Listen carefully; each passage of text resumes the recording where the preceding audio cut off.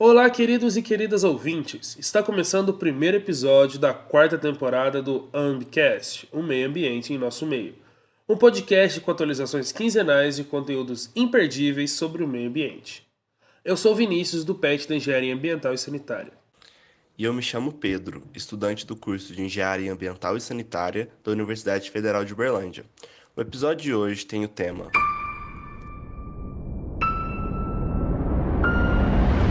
Créditos de carbono. O que são? De onde vêm? Para onde vão? E para que servem?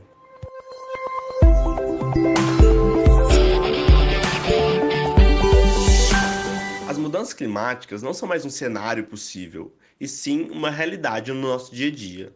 Na tentativa dos países de diminuírem suas emissões de gases do efeito estufa, foram criados os créditos de carbono.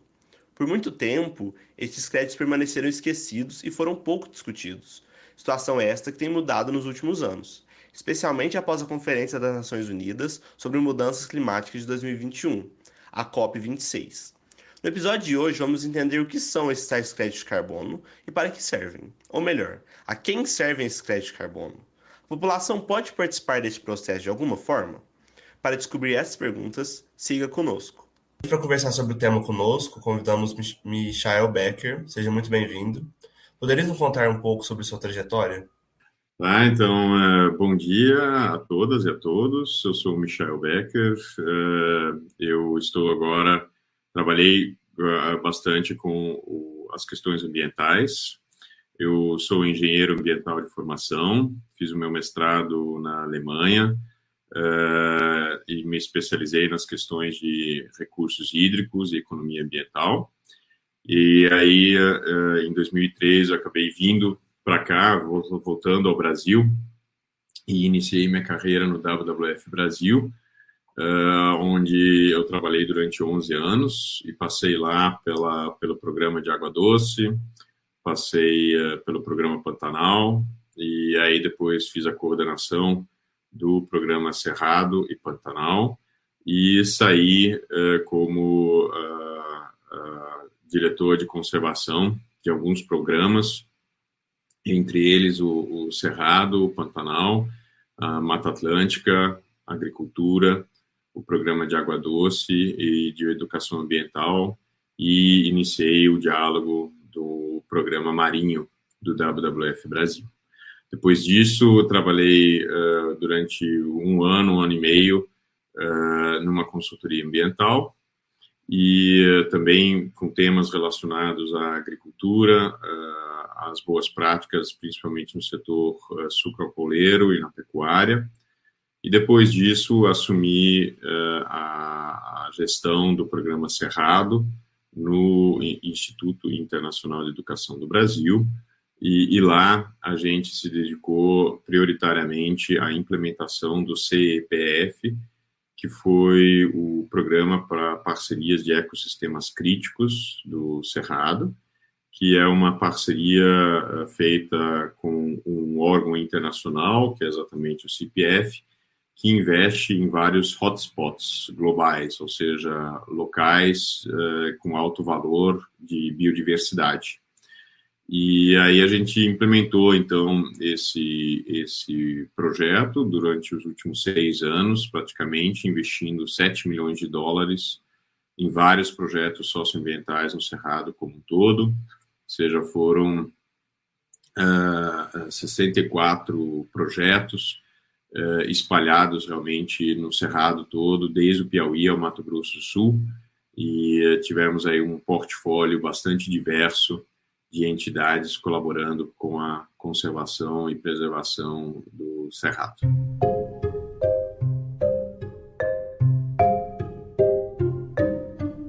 Afinal, o que são créditos de carbono? De onde surgiu?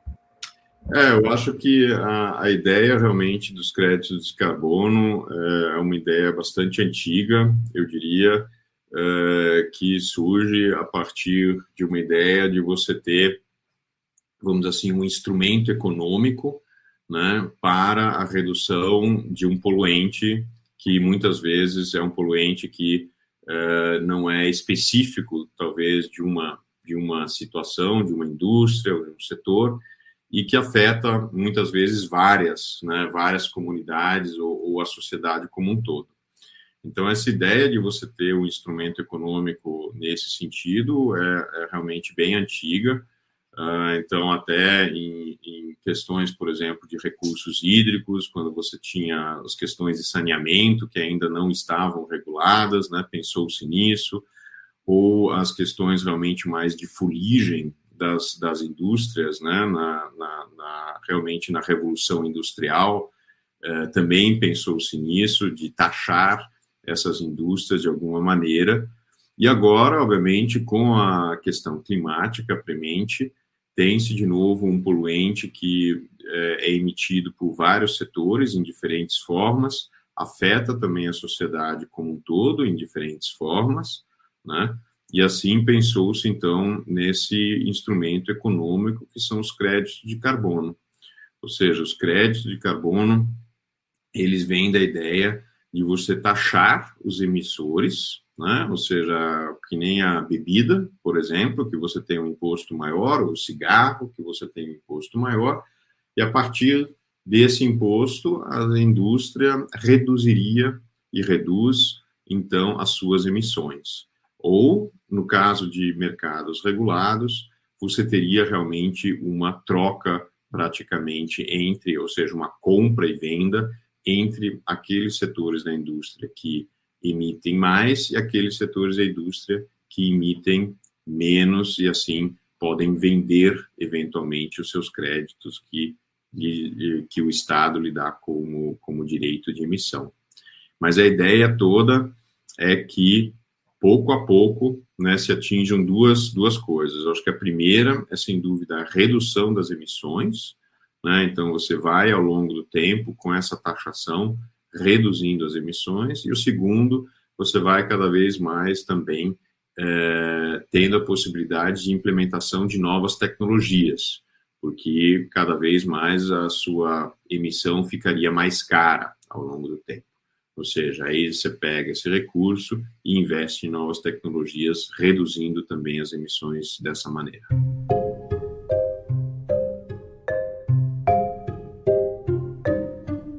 Continuando ainda sobre o crédito de carbono, essa parte inicial, a gente gostaria de saber como eles são criados e de como funciona o mercado de carbono, dos créditos de carbono, né, na prática. Quem participa comprando e quem pode vender, como isso funciona? Tá?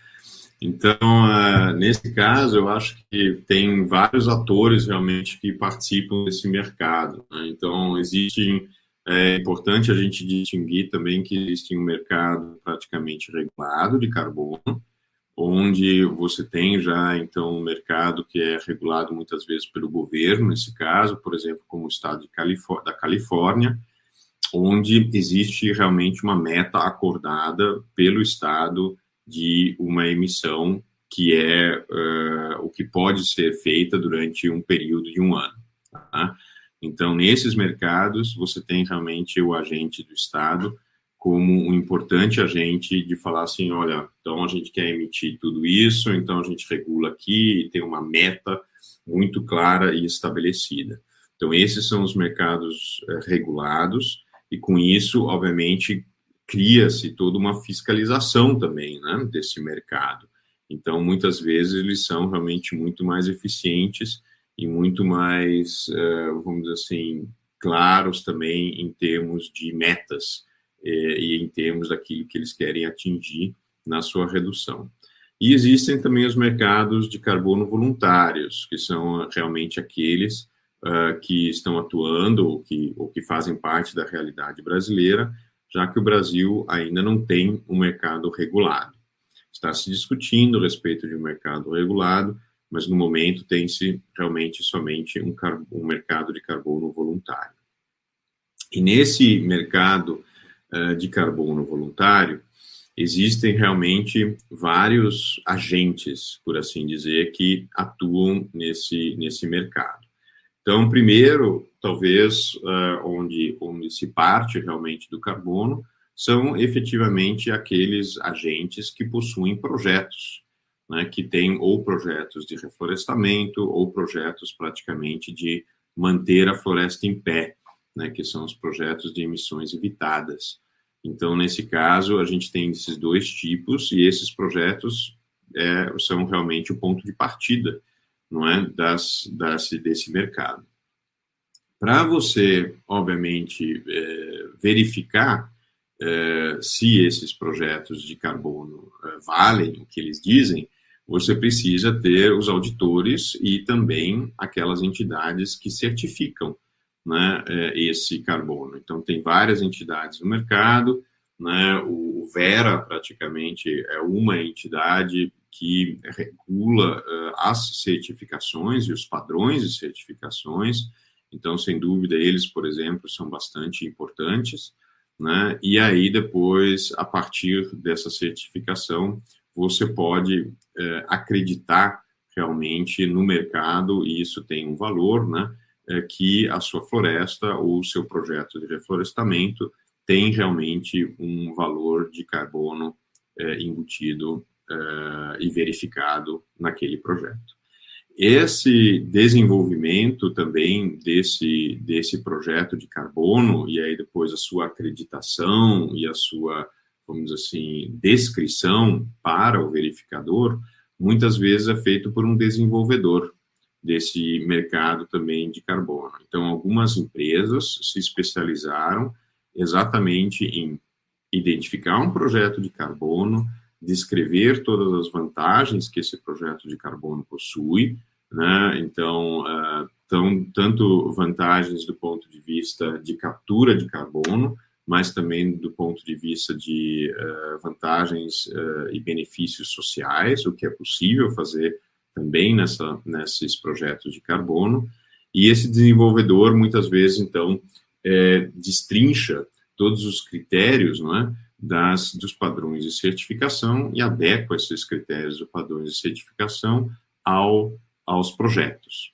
E a partir daí, esse desenvolvedor, ele pode entrar em contato, então, com um comprador, né? Então, ele conhece o projeto, atestou o projeto vis-à-vis aos seus padrões, aos padrões de certificação, e o comprador pode entrar em contato, então, com o desenvolvedor desse projeto para efetivamente comprar o direito, então, desse carbono, que pode ser ou de emissões evitadas ou realmente de reflorestamento.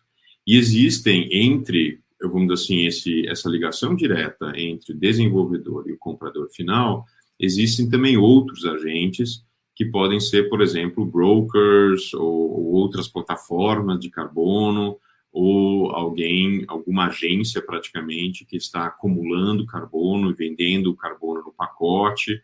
Então, existe aí também essas funções de intermediários que atuam no mercado de carbono e que fazem parte praticamente deles, né? Então, algumas plataformas, elas podem, por exemplo, então, assumir a responsabilidade por vários projetos de carbono, né, e por vários desenvolvedores ao mesmo tempo.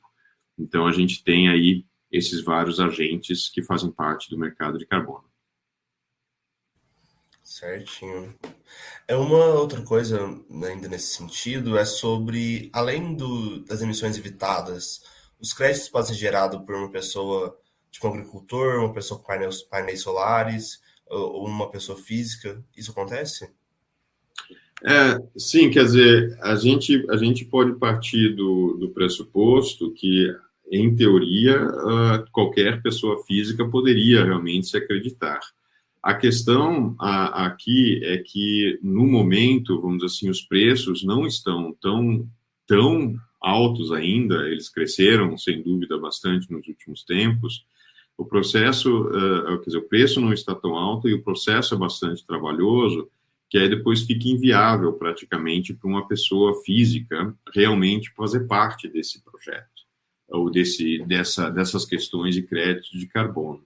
Então, a gente até está fazendo, vamos dizer assim, um projeto exatamente para ter, por exemplo, créditos de carbono para reservas privadas. Tá? Então, que são pequenas áreas, muitas vezes bastante pequenas, dentro de propriedades rurais, onde criou-se uma RPPN, ou seja, uma Reserva Privada do Patrimônio Natural, né? Só que, muitas vezes, a gente fala, talvez, de um parâmetro, assim, geral, de 30 mil hectares para um projeto, por exemplo, valer a pena, do ponto de vista de todas as transações, da verificação, da acreditação desse carbono que está realmente naquela área. Então, você precisa realmente de uma área um pouco maior para fazer isso acontecer. Em questões também de painéis solares, ou energia solar, ou energia renovável, realmente você precisa sempre ter um volume um pouco maior disso.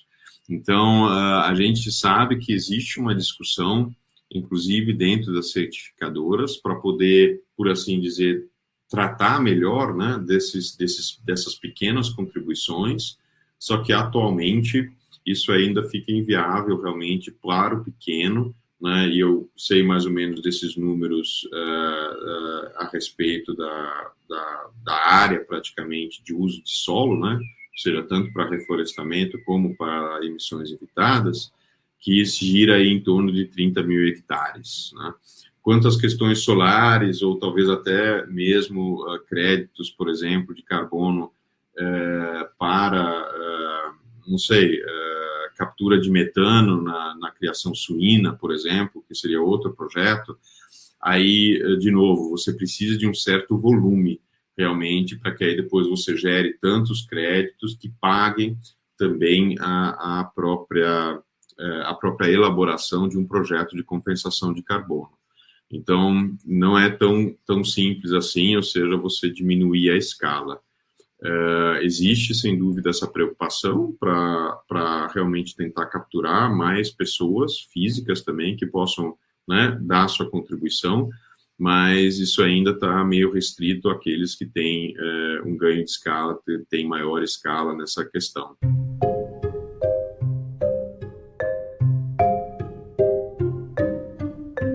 Em 2015, 195 países e a União Europeia se comprometeram a deter o aumento da temperatura do planeta abaixo dos 2 graus, quando comparado à temperatura média pré-industrial, e a ajudar economicamente os países mais vulneráveis ao aquecimento global, que ficou conhecido como o Acordo de Paris.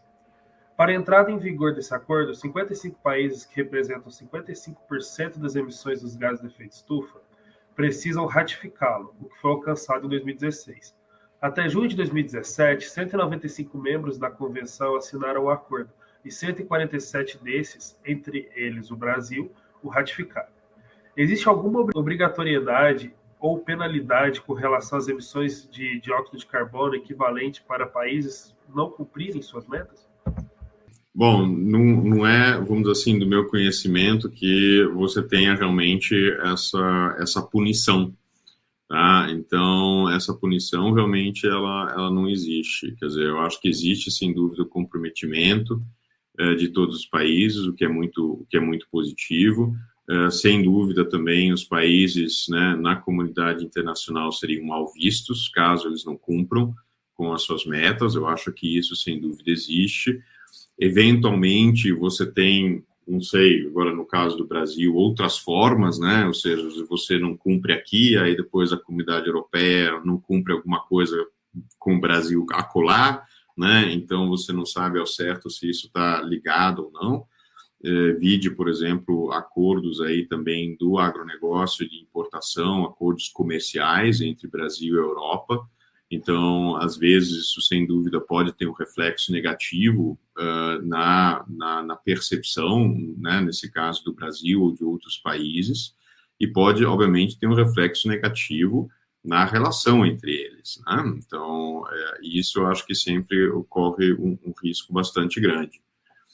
Acho que na minha percepção, eu acredito que você tenha essas consequências de mudanças climáticas num país continental como o Brasil, elas vão afetar realmente muito a agricultura nacional, a falta de água, né? Então, mesmo em regiões aí como Minas, né? Então a gente conhece algumas secas que passaram aí nos últimos 2 anos, forte, né? Então, talvez até esse dia a dia de você perceber as mudanças climáticas acontecendo vão ser mais eficazes no final das contas do que os acordos internacionais, né? Mas, sem dúvida, esses acordos trouxeram muitos fatores positivos, que, inclusive, praticamente foram se desenvolvendo, então, para os acordos também na própria indústria privada, né? Então, eu acho que isso foi muito positivo, porque deu aquele pontapé, porque o setor privado também não queria se ver sozinho, né, por assim dizer. Ou seja, agora o governo entrou, maravilha, então a gente vai dar a nossa contribuição também. E aí surgiu toda essa discussão aí também de ESG, né, que está agora aflorando, e cada um dos setores também com as suas metas de redução. Então, isso, sem dúvida, ajudou nessa discussão como um todo. Se vai ser o suficiente e se veio a tempo, veremos. Então, é colaborativo mesmo, né? Acaba que é. Quer dizer, ninguém vai agora no momento, se você não cumprir a sua meta, sei lá, bombardear a indústria emissora de um país, né? Quer dizer, não existe esse tipo de sanção e não existe nada nesse sentido previsto para isso, né? Ou você cortar, por exemplo, a produção de carvão nos Estados Unidos ou na China. Não vai acontecer, né?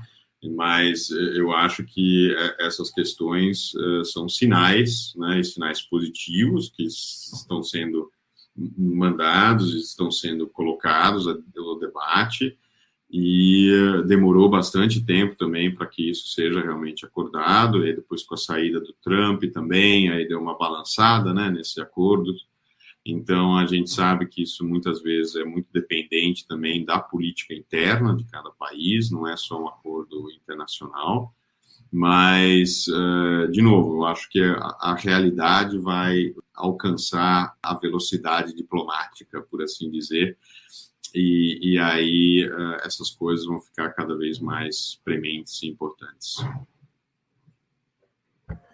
Eu acho que desde a década de 90, mais para cá, principalmente nesse novo século, a gente vê essa questão da sustentabilidade como pauta, esse mundo verde crescendo e se desenvolvendo, está tendo uma pressão positiva para essas mudanças, então é algo muito interessante.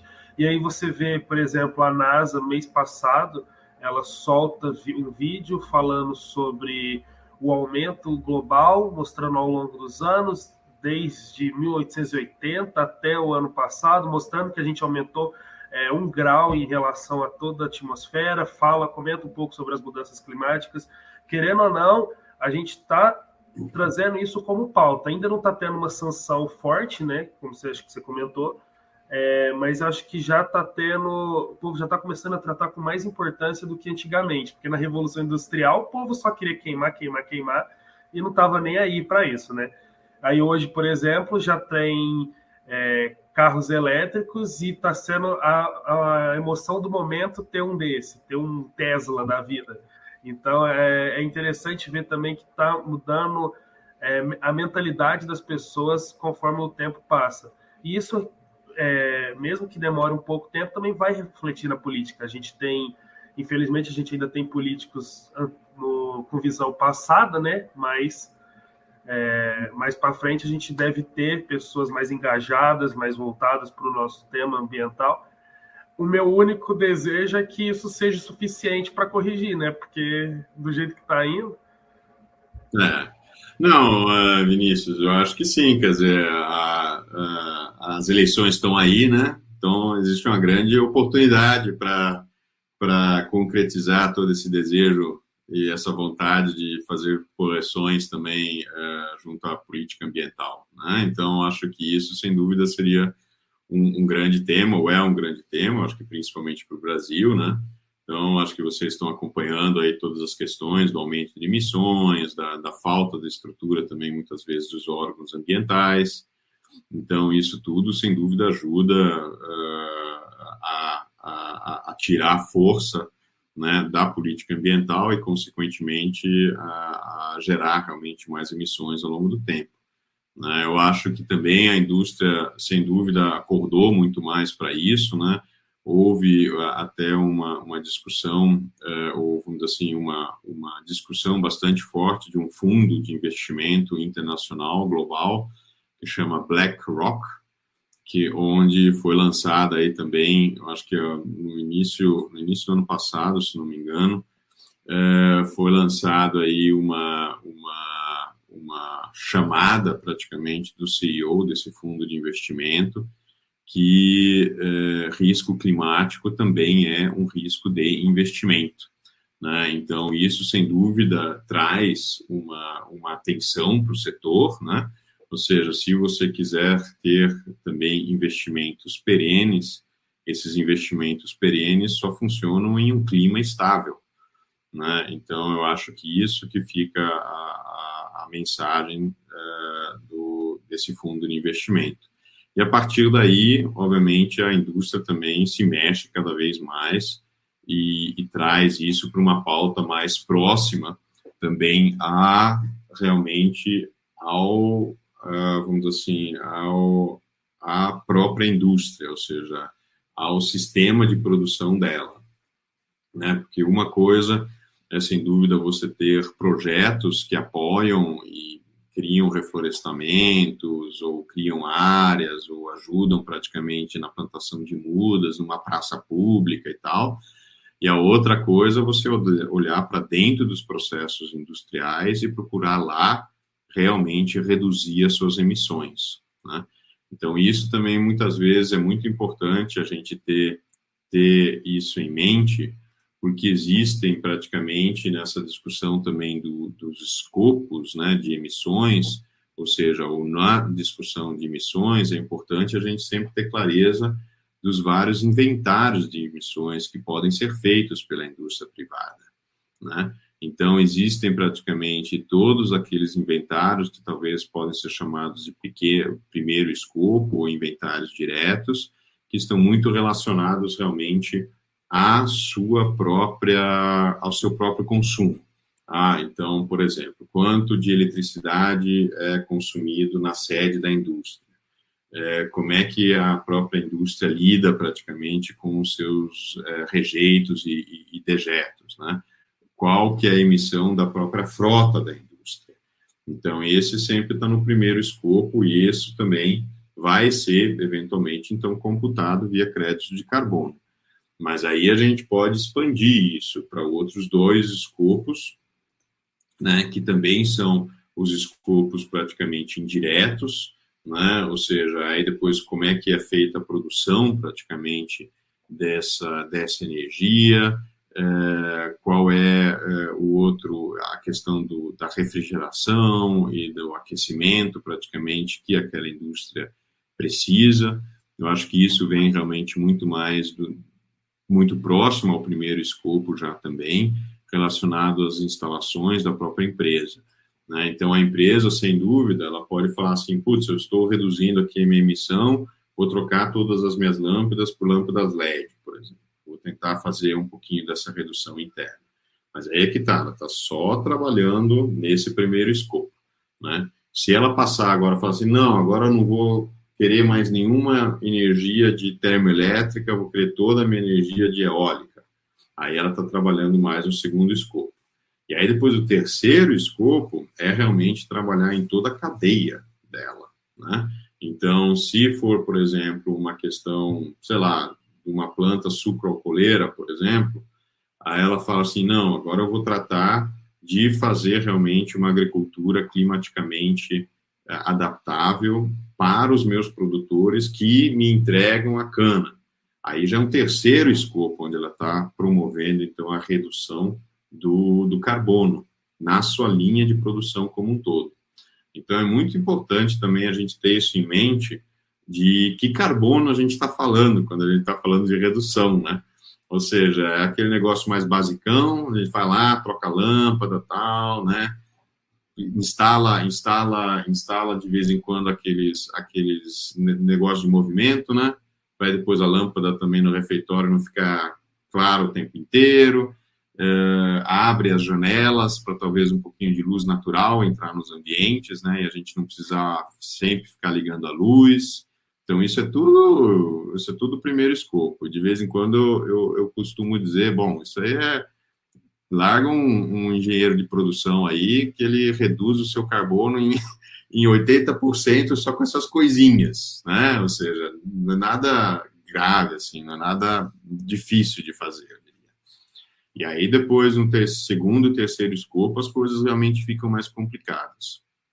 E aí, eu acho que a gente tem que partir realmente para esse segundo e terceiro escopo, cada vez mais, para que aí depois a gente possa atingir também as metas de redução e atingir também, vamos dizer assim, essa necessidade de redução de gases de efeito estufa como um todo, né, como sociedade também. E aí as empresas, sem dúvida, têm um papel importante a cumprir. Bem interessante essa parte que os tipos de mudança, né, que podem ocorrer. E nisso, eu acho que é até bastante da nossa próxima pergunta, que fala sobre o mercado, né, nesse meio, que se mostrou como uma alternativa para ajudar os países e as empresas a diminuir essas emissões. Eficaz nesses 3 escopos, e esse sistema de negociação de crédito de carbono vai se manter ou existe um limite que talvez chegue, mas as empresas não estão dispostas a ultrapassar? Bom, aí a gente conversou antes também, né, sobre as obrigações dos estados, né, vis-à-vis ao protocolo internacional, e nas empresas, sendo voluntário muitas vezes, né, ou pelo menos onde o mercado não é regulado, aí sem dúvida a gente não tem como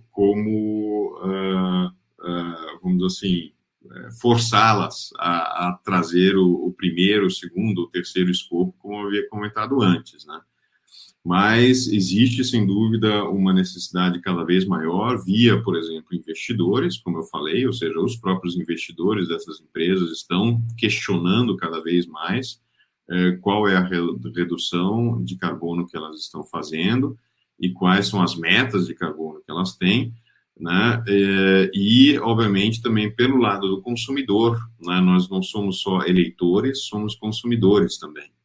Então, pelo lado do consumidor, cada vez mais são feitas essas perguntas, né, sobre as emissões, como é que eu posso reduzir, como é que eu posso compensar, né? Então, isso, sem dúvida, ajuda também bastante que essas reduções sejam atingidas, ou pelo menos a proposta realmente de redução seja atingida.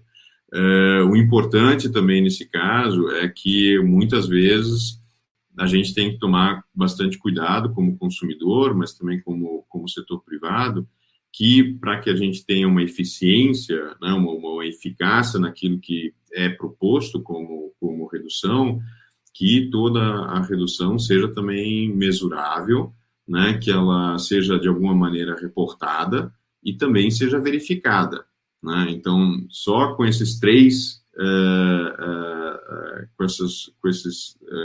três critérios é que você realmente pode dizer, bom, agora eu efetivamente reduzi aí o meu crédito de carbono, né? Ou seja, eu tenho o meu crédito de carbono, perdão, mas eu realmente completei o meu projeto de crédito de carbono.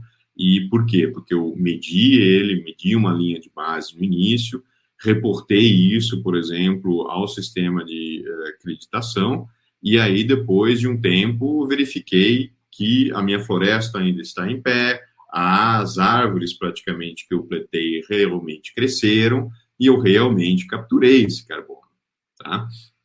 Então, até uma frase bastante interessante de um indiano que lançou praticamente um projeto de 1 trilhão de árvores, né? O título do projeto é Trillion Trees Project, né? Então, 1 trilhão de árvores, e ele foi convidado também pelo Fórum Econômico Mundial, e aí, obviamente, todo mundo lá, putz, 1 trilhão de árvores, é muita coisa, né? 1 trilhão e tal.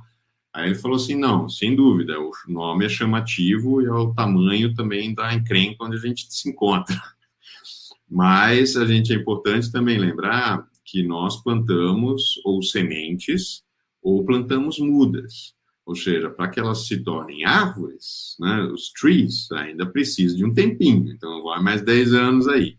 Né? Então, eu acho que isso que a gente tem que ter em mente também, quer dizer, esses projetos de carbono, e isso, obviamente, também é de responsabilidade da indústria, não é um projeto de carbono para 2, 3 semanas, quando você, sei lá, planta num mutirão ou numa grande ação, sai plantando eucalipto por uma pastagem degradada.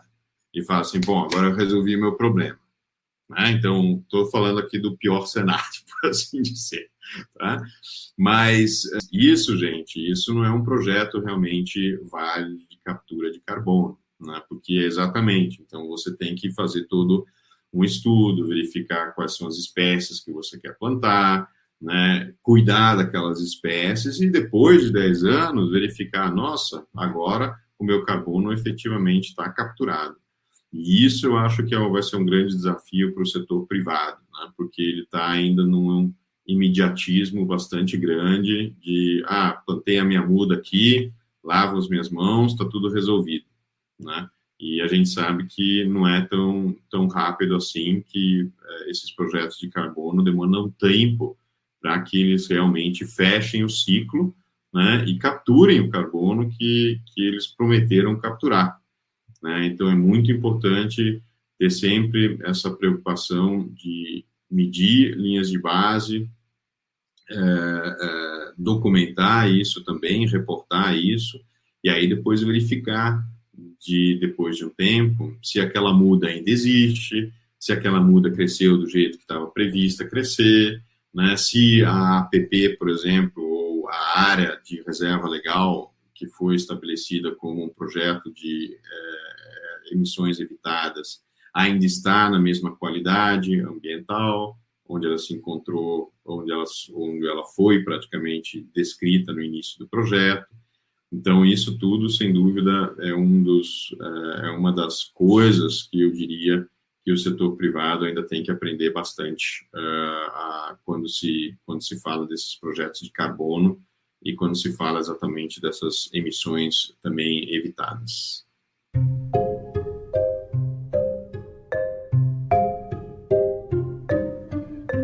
O Fundo Amazônia arrecada bilhões atualmente, as doações são definidas em parte pelo Decreto 10.144 de 2019. Mesmo com uma legislação recente, o Fundo Amazônia não gera para doadores créditos de carbono negociáveis em mercado. Essa conservação da floresta amazônica, ela pode funcionar como uma geradora de crédito de carbono? Como você avalia a possibilidade de crédito de carbono nesse processo do Fundo Amazônia?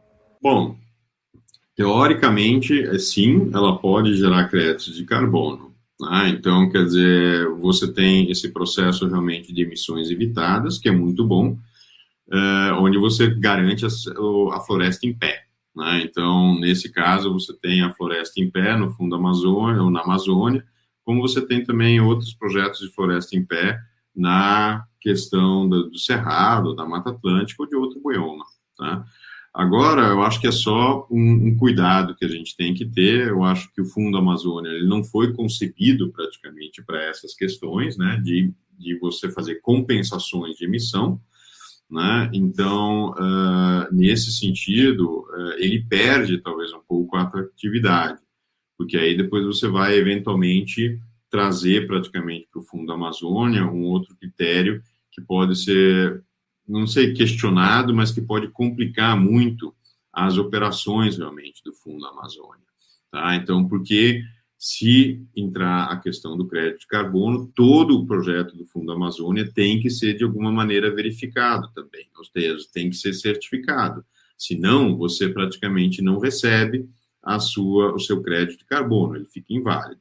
Então, isso, além de processos, e eu tive, pelo menos, algum contato com os processos e com projetos também que foram financiados do Fundo Amazônia, você aumentaria praticamente mais os custos de transação, né? Ou seja, a implementação dos projetos ficaria cada vez mais difícil.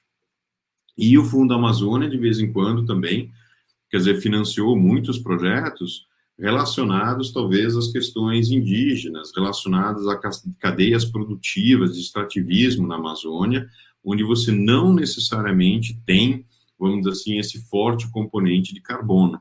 Então, fica a questão também, bom, como é que fica isso agora, fica esse tipo de projeto no fundo, se o fundo absorver realmente essa questão de carbono, né? Qual que vai ser a governança do fundo para ter um certo equilíbrio? Ou todos os projetos vão ter que gerar carbono, né? Então, essas questões eu acho que ainda estão muito incertas, e eu diria, vamos dizer assim, depois que o Fundo Amazônia está bastante parado, eu diria, vamos descomplicar, vamos colocar o Fundo Amazônia para funcionar, primeiro, do jeito que ele estava, que já é um bom caminho, né? E eu mesmo, vamos dizer assim, do IEB, tenho experiência que tem projetos que estão simplesmente parados, também ainda do Fundo Amazônia, ou demoraram muito tempo a serem implementados, por questões internas, por questões de agências governamentais, por questões de colaboração, independente de qualquer questão de carbono, né? Então, eu acho que vale o pensamento de dizer assim, bom, isso facilita ou isso complica o processo de implementação dos projetos? Tá? Então, a parte da questão do carbono, eu acho que tem um elemento aí de implementação que deve ser muito bem refletido antes de tentar se complicar esse mecanismo do Fundo Amazônia ainda mais. Realmente são muitas políticas públicas que precisam ser restauradas, né?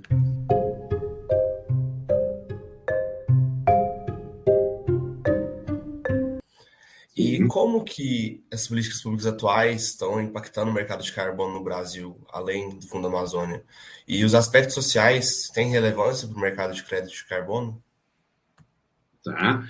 Então, bom, a priori a gente tem muita pouca política pública, né, exatamente para a questão do mercado de carbono.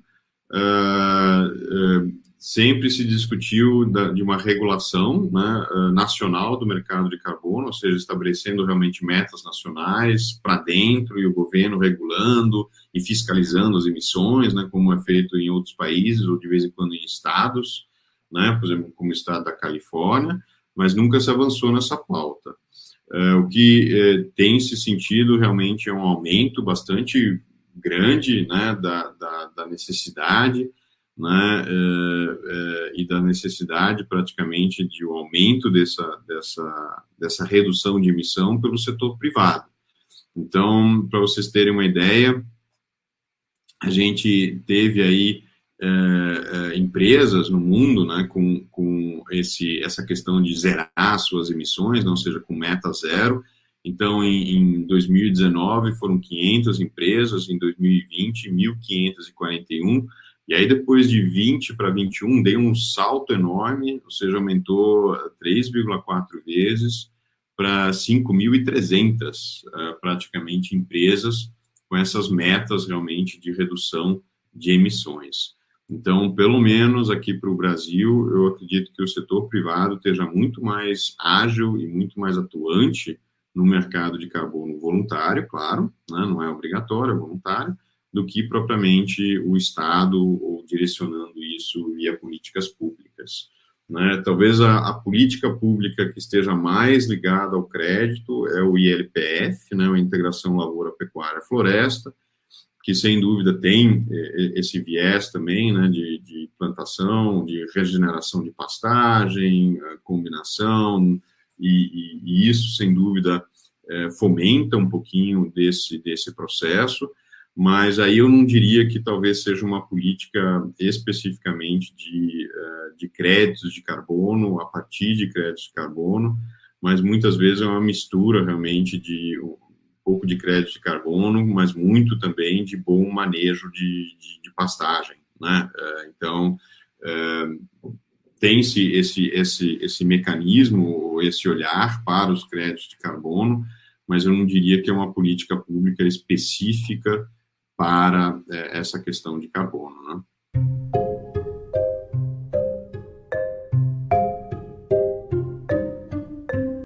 Você faz parte do Fundo de Parceria para Ecossistemas Críticos para o Cerrado.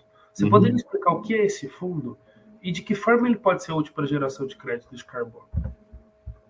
Então, bom, esse fundo é um fundo internacional que ele atua, como eu falei, em vários hotspots, ou seja, que são áreas realmente importantes para a biodiversidade global. Ele já passou aqui no Brasil anteriormente na Mata Atlântica, e aí veio em 2016 para o Cerrado. E nesse contexto a gente teve várias realmente estratégias, né? Então a primeira estratégia estava voltada realmente muito mais à implementação de boas práticas agrícolas, a segunda estava voltada à questão de áreas protegidas, tanto públicas e privadas, a terceira estava voltada muito para a restauração e o extrativismo no Cerrado, a quarta essa quarta estratégia, ela estava voltada para a proteção de espécies, tá? Então a gente tinha algumas espécies icônicas no Cerrado a serem protegidas, uma delas, por exemplo, o pato-mergulhão, e aí depois a quinta era para apoiar sistemas de informação, seja tanto para a questão de ocupação e uso de solo, como também para a questão de recursos hídricos. E a sexta e última estratégia foi reservada para o fortalecimento da sociedade civil, que atua em projetos socioambientais em todo o Cerrado. E nesse sentido, a gente, como a instituição implementadora desse fundo, nós abrimos vários editais, então acho que foram 7 ou 6 editais ao todo, e cada uma das organizações que atuavam no Cerrado poderiam, então, mandar uma proposta para os editais que estavam abertos, e assim a gente, então, recebeu as propostas, analisou as propostas, convidamos vários especialistas também, né, que faziam parte, então, da nossa banca, por assim dizer, avaliadora, e a partir daí a gente fez a seleção, e aí os projetos receberam também o apoio que eles estavam pleiteando, né, para cada proposta. E, nesse sentido, a gente realmente investiu bastante recurso, então foram 64 projetos, mais ou menos, ao total, e projetos espalhados, então, por todo o país. Quer dizer, tivemos projetos aí em Patrocínio, né, tivemos projetos no norte de Minas também, tivemos projetos aí também em Uberlândia, com a Angá, né, tivemos projetos aí no Piauí, tivemos projetos no Mato Grosso do Sul, no Mato Grosso, então foi realmente uma experiência bastante positiva e para mim também realmente uma experiência bastante rica de conhecer tantos projetos espalhados aí pelo Brasil todo, né, com várias organizações trabalhando de novo, desde, no caso do Patrocínio, com a cadeia do café, até com a implementação de SAFs, né? Ou seja, de agroflorestas, com pequenos agricultores, projetos de restauração em assentamentos, projetos com a cadeia do Babaçu, no Maranhão, e projetos também com a Universidade Federal de Goiás, por exemplo, para estabelecimento da plataforma de conhecimento do Cerrado, e outros com os CONDEMAS, que são os Conselhos, né, Municipais de Meio Ambiente, e o fortalecimento realmente desses órgãos locais para tratar de questões ambientais nos municípios do Mato Grosso do Sul. Então, foi realmente um portfólio bem diverso de projetos, e a gente acabou agora de encerrar, estamos agora nas últimas avaliações dos projetos que nós apoiamos durante esses últimos 6 anos.